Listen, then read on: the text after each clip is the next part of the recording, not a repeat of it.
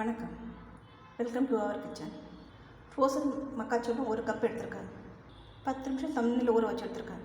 கான் முழுகிற அளவு தண்ணி வச்சு 5 நிமிஷம் வேக வச்சு எடுக்கணும். இது மாதிரி கலர் லைட்டாக சேஞ்ச் ஆகும்போது இறக்கிடலாம். தண்ணி வடிகட்டிடலாம். கொஞ்சம் காண தனியாக எடுத்து வச்சு மிக்சியில் அரைச்சிடலாம். வதக்க கொஞ்சம் தனியாக எடுத்து வச்சுக்கலாம். கொஞ்சமாக தண்ணி விட்டு பேஸ்ட்டாக அரைச்சிக்கலாம். அரைச்சி பேஸ்ட். கடாய் சூடானதும் 1/2 ஸ்பூன் எண்ணெய், பட்டர் சின்ன க்யூப்.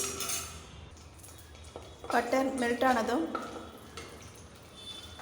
வெங்காயத்தாளுடைய அடிப்பகுதி, வெங்காயக்காய் சொல்லுவாங்க, பொடியாக நறுக்கிறது சேர்க்கலாம். பொடியாக நறுக்கிற இஞ்சி 1 சிட்டிகை அளவு, பொடியாக நறுக்கிற பூண்டு 1 ஸ்பூன் அளவு,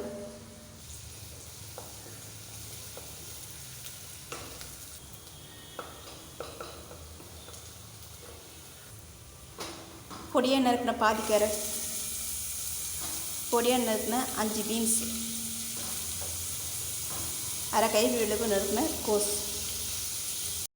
1 நிமிஷம் வதங்கினதும் வேக வச்ச முழு கார்ன். வேக வச்ச கார்ன் தண்ணியை வேஸ்ட் பண்ணால் இதில் சேர்த்து மிக்ஸ் பண்ணிக்கலாம். கொஞ்சமாக உப்பு, கொஞ்சமாக மிளகாப்பொடி சேர்த்து மிக்ஸ் பண்ணிக்கலாம். அரைச்ச கார்ன் சேர்த்து கொதிக்க வைக்கலாம். தேவைப்பட்ட தண்ணி ஊற்றிக்கலாம்.